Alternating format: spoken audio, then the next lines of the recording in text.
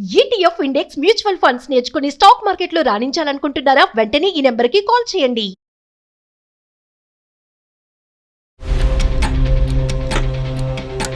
మా కొడుకు యాక్సిడెంట్ లో చనిపోయారండి. అయ్యో మరి ఇలా జరిగింది కదా, అప్పులు ఉన్నాయి, వాడు బతుకుంటే తీర్చుకుంటాడు అనుకున్నాను. ఇప్పుడు మేము ముసలోనివి, నేనేమి చేయలేనప్పుడు కొద్దిగా సాయం చేయంటే ఆమె అసలు ఆ పాప అంటే ఎప్పుడు తాత అని అంటది. అన్నప్పుడు అలా చూసి మనకి ఎవరు లేరు, తాత లేరు, ఎవరు లేరు, వాళ్ళతో మాట్లాడుతుంటే మాట్లాడదు. ఇంకా తాత అన్న మాట కూడా బూత్ మాట అయిపోయింది అక్కడ.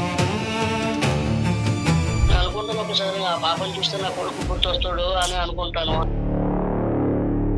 లేదండి, మా పాపను అప్పుడప్పుడు తీసుకెళ్తున్నారు, చూస్తున్నారు, బాగానే ఉంటున్నారండి. నేను కూడా వాళ్ళకి ఎంతో 5,000 10,000 పంపిస్తున్నాను. వాళ్ళ ఆశ కేవలం మీరు 5దో 10దో పంపిస్తారు అనేది కాదు కదమ్మా, మీరు దగ్గర ఉంటారు. ఏం చేయమంటారు? అలా అందరం కలిసి ఉండాలి. వాళ్ళు మనవరాలు అందరం దగ్గర కలిసి ఉంటే సరిపోతుంది. నేను మా అమ్మ వాళ్ళ దగ్గర ఉంటున్నానండి. అలా ఎలా అవుతుంది మామయ్య గారు? వాళ్ళకు మీరు మీ కూతురు దగ్గర ఉండండి. నేను కష్టపడి సంపాదించుకుంటున్నాను. నేను అచ్చం మీ అబ్బాయి సంపాదించి పెట్టిపోతే ఏం బతకట్లేదు కదా, నేను కూడా కష్టపడి బతుకుతున్నాను ఇక్కడ. మెయిన్గా మీ ఉద్దేశం మీ మనవరాలను చూడటానికి గురించా, లేదంటే ఇప్పుడు ఉండేటటువంటి ఆర్థిక బాధల్లో ఆ అమ్మాయి ఒక అడుగు ముందుకేసి అప్పు తీర్చమన? డబ్బు అన్నాం అనుకోండి, వీళ్ళు డబ్బు మీద ఉన్నారు అంటారు. ఇలాగ ఫ్యామిలీ అంటే ఇలాగ ఫ్యామిలీ మీద ఉన్నదే అంటారు. ఆ కాలుకి మెడకి కాలుకి వేస్తుంటారు. అప్పుడు ఉందండి. ఇప్పుడు మేము ఎలా తెలుసుకోండి? ఇప్పుడు అది ముసలిదే, నేను ముసలినే. ఇప్పుడు మాకు ఎక్కడన్నా బయట ఏమైనా పని ఇస్తారంటే పని ఇవ్వరు. దయచేసి మీ కొడుకుని పోషించే దాని గురించి, మీ కొడుకు చదువు గురించి మీరు చేసినటువంటి అప్పుకి నేను ఎలా బాధ్యురాలని అనే మాట మాత్రం అనకండి.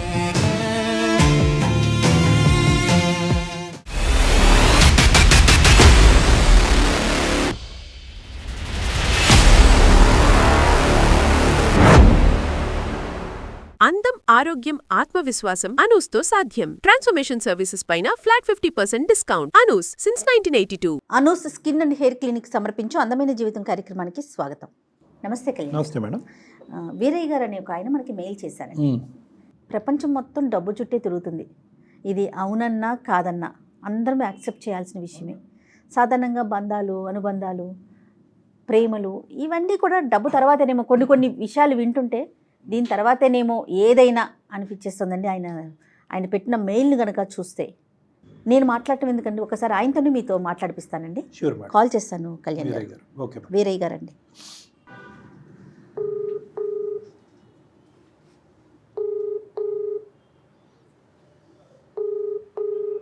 హలో, నమస్తే అండి. వీరయ్య గారా మాట్లాడేది?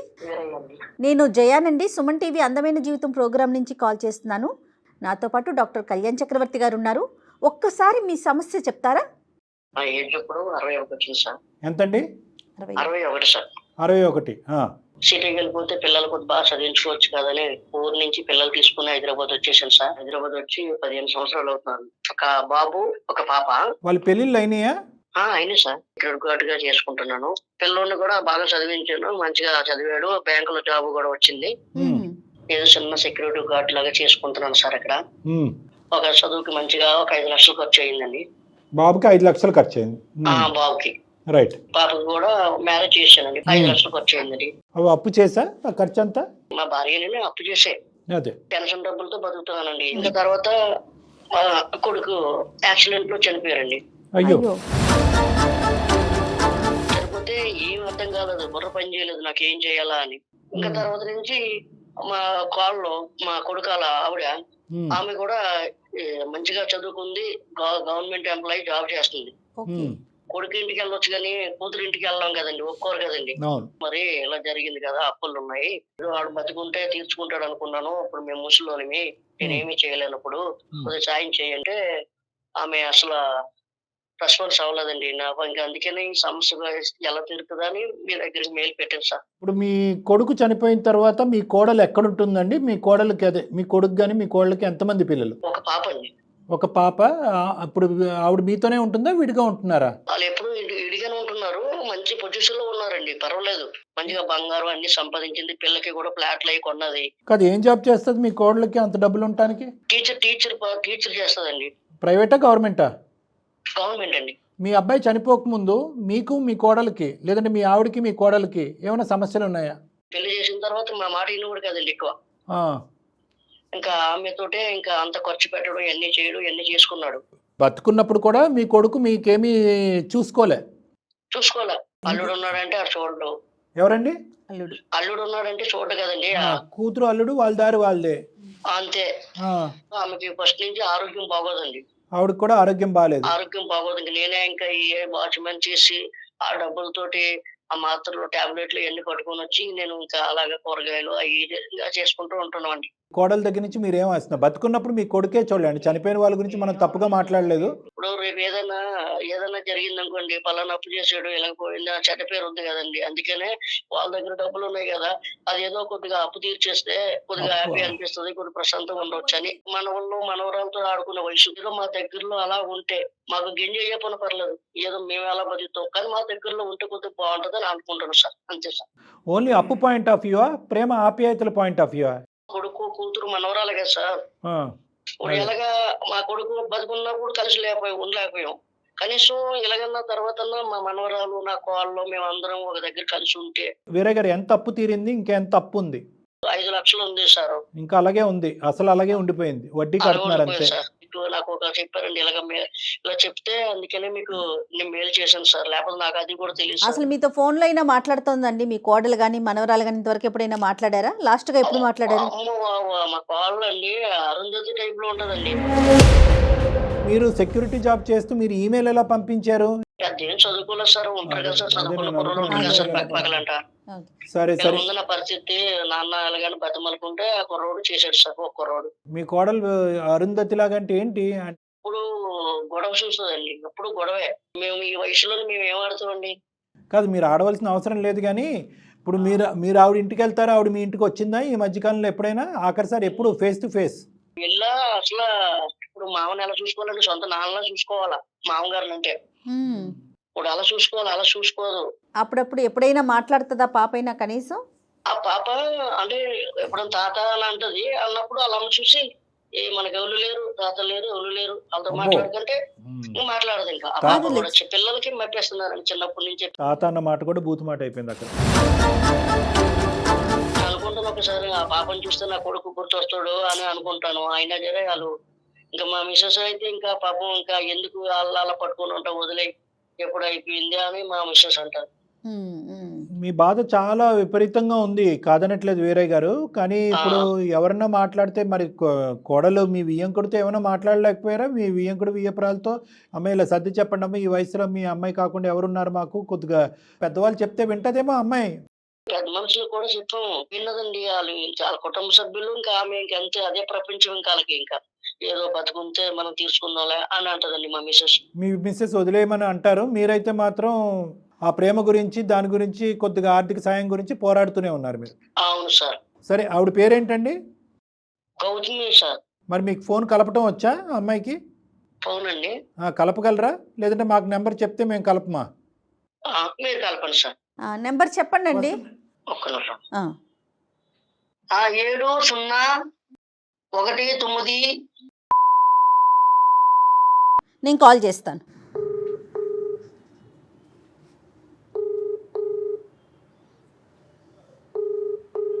హలో, నమస్తే అండి, గౌతమి గారా? అవునండి, మీరెవరండి? నా పేరు జయ అండి. నేను సుమన్ టీవీ అందమైన జీవితం అనే ప్రోగ్రామ్ నుంచి మాట్లాడుతున్నాను. నాతో పాటు డాక్టర్ కళ్యాణ్ చక్రవర్తి గారు ఉన్నారండి. చెప్పండి మేడం. అమ్మ, ఏం లేదు, చిన్న ఇష్యూ, చిన్నదో పెద్దదో మీ లెక్క ప్రకారం మనకు తెలియదు, కానీ ఒక ఇష్యూ మా వరకు అయితే వచ్చింది.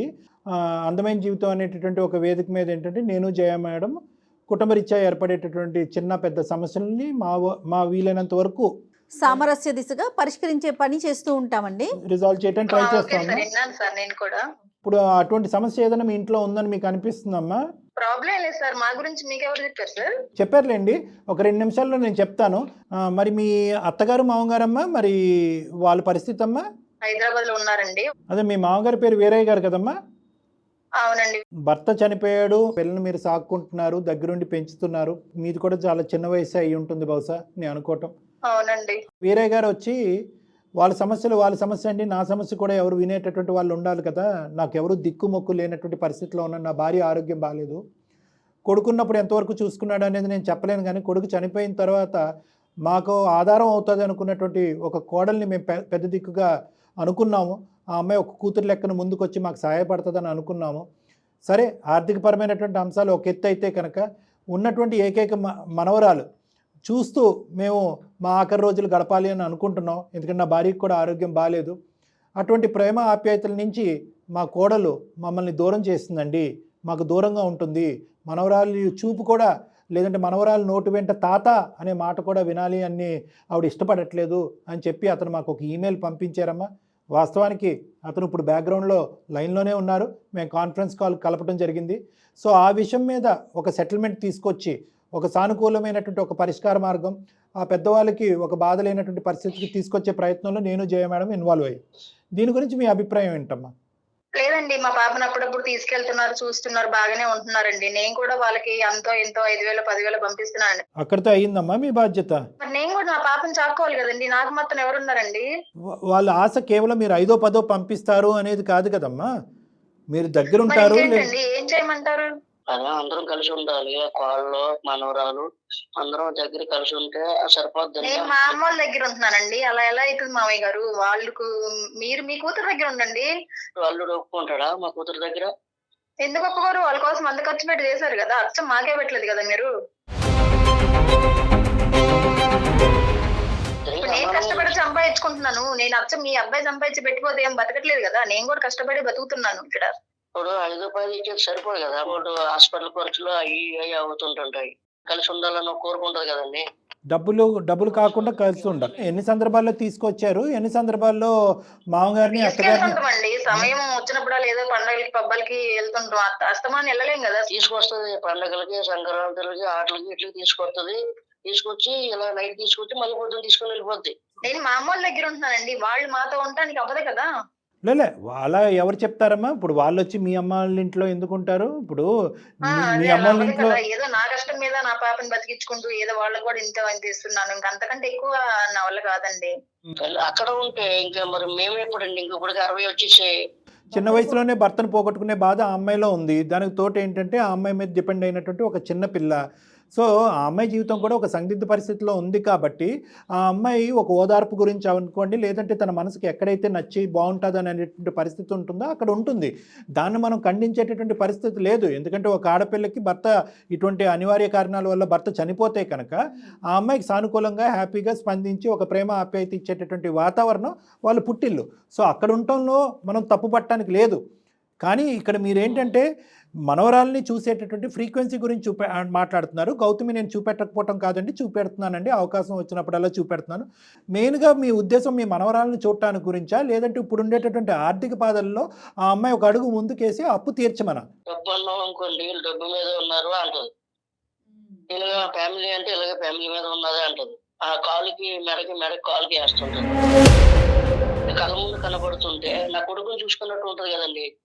ఇప్పుడు నా మనవరాలు చూసినా నా కొడుకు గుర్తొస్తుంటాడు. అప్పుడు ఉందండి, ఇప్పుడు మేము ఎలా తీరుస్తామండి? ఇప్పుడు అది ముసలిదే, నేను ముసలినే. ఇప్పుడు మాకు ఎక్కడన్నా బయట ఏమైనా పని ఇస్తారంటే పని ఇవ్వరు. నా కొడుకు జాబ్ చేసిన తర్వాత ఆమెకి జాబ్ వచ్చింది, నా కొడుకే కదండి చేశాడు. నా టాలెంట్ లేకుండా వాళ్ళ అబ్బాయి దగ్గరుండి ఇప్పలేదు కదా సార్, నేను కూడా కష్టపడి చదువుకుంటేనే కదా సార్ జాబ్ వచ్చింది. Point to be noted. ఓకేనమ్మా, అది అసలు అసందర్భం లేండి. ఎవరు ఇప్పిస్తే ఏంటి, కానీ మీకు టాలెంట్ లేకుండా ఎలా వస్తుంది? ఇది బ్యాలెన్స్డ్గా డీల్ చేసినటువంటి ఒక కేసు. అతని యొక్క కోరిక కూడా విపరీతమైన కోరిక కాదు, మీ యొక్క ఆలోచన కూడా తప్పుడు ఆలోచన కాదు. అతన్ని డిస్క్రైబ్ చేసినట్టుగా ఇందాక ఒక పద్ధతిలో అతను మిమ్మల్ని డిస్క్రైబ్ చేశాడు, కానీ మాకు అంత కఠినంగా మీరు కూడా అనిపించట్లేదు. ఎంతో కొంత మానవత్వంతోనే ఒక ఆలోచనతో మాట్లాడే వ్యక్తిగానే అనిపిస్తున్నారు. దయచేసి ఒక 2 నిమిషాలు ఓపికగా వినండి అమ్మా. అతను కోరుకుంటున్నట్టుగా మీరు అన్నీ సర్దుకుని ఇక్కడ రావాల్సినటువంటి అవసరం లేదు. మీకు యాజ్ ఆఫ్ నౌ ఇంకా మీ గాయం పచ్చిగానే ఉంది కాబట్టి మీ మానసిక స్థైర్యం బలం ఏర్పడేంత వరకు మీ పుట్టింట్లో మీరు ఉండొచ్చు, ఎంతకాలం అంటే అంతకాలం. అట్ ద సేమ్ టైం వీళ్ళ యొక్క పరిస్థితిని కూడా అర్థం చేసుకోండి. అర్థం చేసుకోవటం అంటే కనుక సంక్రాంతికో పండగకో పబ్బానికో ఒకసారి ఇలా చుట్టం చూపుని వచ్చేసి ఉదయం వచ్చేసి సాయంత్రం బిడ్డను ఎత్తుకుని మళ్ళీ వెనక్కి వెళ్ళిపోవటం కాదు. వీళ్ళు బాగోగులు తెలుసుకునేటటువంటి ప్రయత్నం చేయండి, వీళ్ళ ఆరోగ్య సమస్యలు తెలుసుకునేటటువంటి ప్రయత్నం చేయండి. ఆర్థిక పరంగా ఏమైనా హెల్ప్ చేయాలి అనుకుంటే కనుక మీ తోచినంత కాకుండాని ప్రధానంగా అప్పు తీర్చేటటువంటి బాధ్యతను కూడా మీ నెత్తిన వేసుకుంటే కనుక, ఇలా అంటున్నానని మీరు ఏమనుకోకండి అమ్మా, మీరు ఒక మంచి ఉద్యోగం చేస్తున్నారు అని చెప్పి మీ మామగారు ఇందాక అన్నారు. ఎంత కాదు అనుకున్నా కూడా మీకు ఒక డీసెంట్ శాలరీ వస్తుందని నేను అనుకుంటున్నాను. పైపెచ్చు ఏంటంటే మీ అత్తగారు మీ పుట్టింట్లో మీరు ఉంటున్నారు, అక్కడ రెంటల్ ప్రాబ్లం అనేది లేదు, ఇతరత్ర ఖర్చులు అనేవి ఉండవు, ఎంతో కొంత మీ పేరెంట్స్ కూడా మీకు హెల్ప్ చేస్తారు, పిల్లల్ని చూసుకోవటం వరకు మీ బాధ్యత. వీళ్ళు అనేది ఏంటంటే మీరు దయచేసి మీ కొడుకుని పోషించే దాని గురించి, మీ కొడుకు చదువు గురించి మీరు చేసినటువంటి అప్పుకి నేను ఎలా బాధ్యురాలని అనే మాట మాత్రం అనకండి అమ్మా. ఎందుకంటే కనుక ఆ కొడుకు ఆ స్థాయిలో ఉద్యోగం చేస్తున్నప్పుడే మీకు నచ్చి మీరు పెళ్లి చేసుకున్నారు. అతనికి ఆ ఉద్యోగం రావడానికి కారణము ఈరోజు ఈ పెద్ద ఆయన చేసినటువంటి అప్పు. కూతురికి చేసినటువంటి అప్పు మన సాంప్రదాయంగా అది వేరే అప్పు చేసి పెళ్లి చేస్తాము, అది తీర్చుకోవాల్సినటువంటి బాధ్యత తండ్రిగా ఇతని మీదే ఉంటుంది. అదేవిధంగా మీ పెళ్లి గురించి అప్పు చేసినటువంటి మీ తండ్రి మీ అప్పు మీ దగ్గర అడగకుండా అతను తీర్చుకుంటూ ఉంటారు, అది సాంప్రదాయం. కానీ ఈ అప్పు ఏదైతే ఉందో ఇంకో స్థాయి ఉద్యోగం చేసుకునేటట్టయితే ఈ పెద్ద ఆయన ఈరోజు ఇతను మీ వరకు వచ్చి కూడా అడగడు, మేము కూడా ఈ కాల్ కలిపి ఉండేవాళ్ళం కాదు. నెంబర్ 1. నెంబర్ 2 ఏంటంటే అతనికి ఆ సెక్యూరిటీ జాబ్లో ఒక 8,000 10,000 వస్తున్నాయి. దాంతో ఆ పెద్ద ఆవిడకి మందులు కొనాలి, ఆ ఇంటి రెంట్ కట్టుకోవాలి, వాళ్ళ యొక్క ఆరోగ్య పరిస్థితులు, వాళ్ళ తిండి ఖర్చులు ఇవన్నీ చూసుకోవాలి. నేను అనేది ఏంటంటే ఒక మామగారు ఇలా కాకుండాని ఒక మానవతా దృక్పథంతో ఆలోచించండి. ఆ అప్పు మీదే నాది కాదు అనేటటువంటి మాట అనకండి. అవకాశం ఉన్నప్పుడల్లా వాళ్ళు బాగోగులు తెలుసుకోండి. అవకాశం ఉన్నప్పుడల్లా పిల్ల చేత ఒకసారి ఫోన్ కాలో వీడియో కాలో మాట్లాడిపించండి. సెలవులు వచ్చినప్పుడు పిల్లని అక్కడ తీసుకెళ్ళి ఒక రాత్రో ఒక 2 రాత్రులు అక్కడ ఉంచండి. వాళ్ళకి కూడా ఒక విధమైనటువంటి స్థైర్యం, ధైర్యం, ఒక ప్రేమ ఆప్యాయతలు బిల్డ్ అవుతాయి, ఒక బాండ్ అనేది క్రియేట్ అవుతుంది. ఆయన మధ్యలో వదిలేసి వెళ్ళిపోయాడు, రేపు నేను మధ్యలో వెళ్ళిపోతే నా పాప పరిస్థితి ఏంటి సార్? నేను కూడా మా పాప గురించి ఆలోచించాలి కదా సార్. పాప గురించి ఆలోచించొద్దు, పాపను పెంచొద్దు, పాపను స్కూల్కి పంపించొద్దు అని అనట్లేదమ్మా. మీకు ఉండేటటువంటి అవకాశాల్లో అది టైం అవనియండి, ఆర్థికపరమైనటువంటి అవకాశం అవనియండి, ఇంకోటి అవకాశం ఎంతో కొంత. ఇప్పుడు ఆ పెద్ద ఆయన ఏమంటున్నాడు, అప్పు అనేటటువంటిది నాకు భారమైంది అంటే వాళ్ళు వడ్డీ ఒకటి కట్టుకుంటున్నారు ఇన్ని సంవత్సరాలు బట్టి, 5 లక్షలు అలాగే ఉండిపోయింది. ఒక పక్క నుంచి అనారోగ్యంతో బాధపడుతున్నటువంటి ఒక భార్యని చూసుకోకపోవడం, ఇంకో పక్క నుంచి ఏంటంటే ఇతను కూడా వయసు మీద పడింది, 61 సంవత్సరాలు ఎంతో వచ్చినాయి, అతని ఆరోగ్యం కూడా అంతంత మాత్రమే ఉంది. సెక్యూరిటీ జాబ్ అంటే అంత ఈజీ కాదు, ఉదయం నుంచి సాయంకాలం వరకు అక్కడే నిలబడాలి. సో ఇటువంటి పరిస్థితుల్లో ఏంటంటే మీ బిడ్డను మీరు చూసుకోండి, మేము కాదనట్లేదు. కొద్దిగా ఆర్థికపరమైనటువంటి సహాయం పాయింట్ ఆఫ్ వ్యూ ఏంటంటే ఆ సహాయం to clear of the loan, ఆ లోన్ క్లియర్ చేసేటటువంటి బాధ్యతను మీరు తీసుకుని ఆ తర్వాత మాటలు పెంచేటటువంటి బాధ్యత, బిడ్డను అక్కడ పంపించేటటువంటి బాధ్యత, ప్రేమ ఆప్యాయతలతో అందరూ కలిసి ఉండేటటువంటి బాధ్యతలు కూడా మీరు తీసుకోండి. ఎందుకంటే మీ దగ్గర ఇందాకటి నుంచి అన్నీ వింటున్నాం, కానీ ఎక్కడ కూడా మా అత్తగారు ఇలాంటిదండి, మా మామగారు ఇలాంటి వాళ్ళండి, పెళ్ళైన తర్వాత మమ్మల్ని ఇలా ఇబ్బంది పెట్టారనే మాట ఎక్కడా మీరు అనలే. సో ఆ విధంగా ఎక్కడ కూడా మీ సంసార జీవితానికి, మీ సుఖానికి వాళ్ళు ఎప్పుడు కూడా ఒక అడ్డు రాలే. ఈరోజు వాళ్ళు దిక్కుతోచిన పరిస్థితి వల్ల మీ దగ్గరికి దాసోహం అనుకుంటూ మీ దగ్గరికి వచ్చి చేయి చాచి నిలబడ్డారు. అది ఒక మానవతా దృక్పథంతో అర్థం చేసుకోండి. మీరు ఆలోచిస్తాను సార్, నేను కూడా ఆలోచిస్తాను. ఒక పాజిటివ్ కోణంతో ఆలోచించండి అమ్మా. అట్లీస్ట్ మీరు ఏంటంటే ఇది అనవసరం అండి, నేను తాళలేనండి, ఈ ఒత్తిడి నేను చూడలేనండి అనేటువంటి ఉద్దేశంతో టప్మని ఫోన్ పెట్టలేదు, ఆలోచిస్తామని అన్నారు. దాంతవరకు నేను సంతోషం. ప్రధానంగా ఇక్కడ కావాల్సింది ఏంటంటేనమ్మా, ముఖ్యంగా ఇక్కడ కావాల్సింది ఏంటంటే కమ్యూనికేషన్ అమ్మా, కమ్యూనికేషన్. మీరు మనవరాలతో సంతోషం అమ్మా, అంతవరకు సంతోషం, చాలా హ్యాపీ. ఓకే వీరయ్య గారు, మీ కోడల మాట విన్నారు కదా, గౌతమి గారి మాట. అప్పు తీర్చే బాధ్యత తంది, ప్రేమ ఆప్యాయతలు అనేటటువంటిది పంచిచ్చే బాధ్యత మీది. ఒకప్పుడు కోడలు ఏదైనా బిజీగా ఉండి ఫోన్ మాట్లాడలేకపోయినా మీరే ప్రత్యేకంగా పనిగట్టుకుని ఫోన్ చేయాలి. ఏమ్మా మనవరాలని అప్పుడప్పుడు సెలవులకు కానీ అంటే ఉదయం వచ్చి సాయంకాలం వెళ్ళిపోకుండా రాత్రులు వదిలి ఇక్కడ నానమ్మని తాతయ్యని కొద్దిగా దగ్గర చేసుకునేటటువంటి ప్రయత్నానికి మీరు తోడ్పడతారా? రైట్, హ్యాపీగా ముందుకు వచ్చారు. మరి మీరు హ్యాపీయేనా? అలా ఉంటే హ్యాపీ అండి. మా దగ్గర ఉండి అన్ని కొద్ది ఖర్చులు అవన్నీ కొద్దిగా అప్పులు అవన్నీ కొద్దిగా తీర్చేలా ఉంటాయి.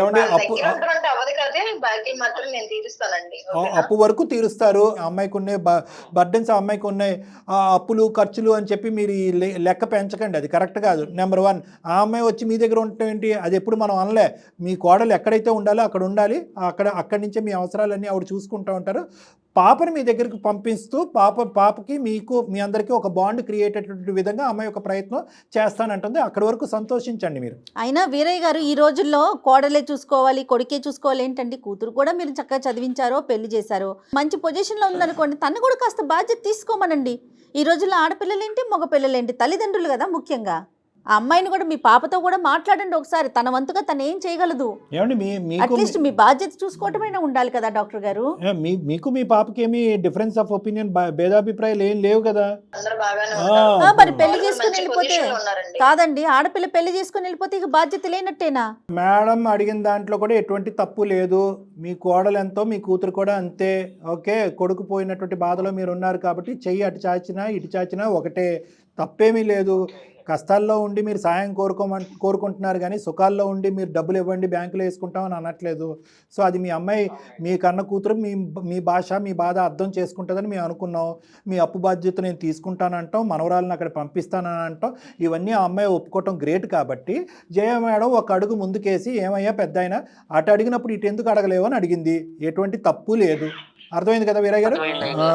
ఎంతవరకు అంతవరకు తను కూడా బాధ్యత తీసుకోమనండి. ఏదేమైనా ఒకసారి కలవండి డాక్టర్ గారి దగ్గర, ఒక అపాయింట్మెంట్ తీసుకుంటా, నేను టైం చెప్తాను. మీరు మీ కోడలు కూడా, ఏం డాక్టర్ గారు ఇద్దరు రమ్మంటారా? గౌతమి ఒకసారి రామ్మా. రండి అందరూ వచ్చి ఒకసారి మాట్లాడుదురు కానీ. ఏదేమైనా గౌతమి గారు మీరు పాజిటివ్ గా స్పందించారు, చాలా సంతోషం అండి. చాలా గ్రేట్ అమ్మా, వి ఆర్ రియల్లీ గ్రేట్ఫుల్. మేమే మీకు థ్యాంక్స్ చెప్పాలి. థాంక్యూ అమ్మా. నమస్తే. అతను మనకి ఇచ్చినటువంటి స్టార్టింగ్లో ఇచ్చిన డిస్క్రిప్షన్, అమ్మాయి ఒక గయ్యాలి, అరుంధతి ఏదో అనేసారు. కానీ వాళ్ళు ఏంటంటే ఈ దూరాభారం పెరగటంతో ఏంటంటే వాళ్ళుగా ఊహించేసుకోవటం ప్రారంభిస్తారమ్మా ఈ వయసులో. ప్రధానంగా సమస్య ఏంటంటే వయసుతో పాటు ఊహ కూడా పెరుగుతుంది, ఊహించుకునేటటువంటి తత్వం కూడా పెరుగుతుంది. ఆ ఊహ అనేది కూడా నెగిటివ్గా వెళ్ళిపోద్ది. అదిగో కొడుకుని పట్టుకెళ్ళిపోయింది అనేది ఒక ఊహ, కొడుకుని చనిపోయిన తర్వాత మా దగ్గర రావట్లేదు అనే ఒక ఊహ, మనవరాల్ని మా దగ్గరికి పంపించట్లేదు అనేది ఇంకో ఊహ, తాత అన్న బూతులాగా ఉంది అనేటటువంటిది ఇంకో ఊహ. ఈ విధంగా ఒక ఊహల్లోకి వెళ్ళిపోయారు వాళ్ళు. ఏంటంటే ప్రధానంగా ఏంటంటే వీరయ్య గారికి ఉన్నటువంటి పెద్ద భారం ఇంత స్థాయిలో ఆలోచించడానికి ఒక కారణం ఏంటంటే, ఒక 10 సంవత్సరాల క్రితం తీసుకున్న అప్పు ఇప్పటికీ అప్పులాగే ఉంది. ఎలా తీర్చాలో అర్థం కావట్లేదు, ఎవరు ముందుకు అడుగు పెట్టట్లేదు. కానీ మీరు మంచి మాట అన్నారు, కోడలు ముందుకు వస్తే కనుక కూతురు కూడా ఒక 2 అడుగులు చూద్దాం. డాక్టర్ గారు నమస్తే.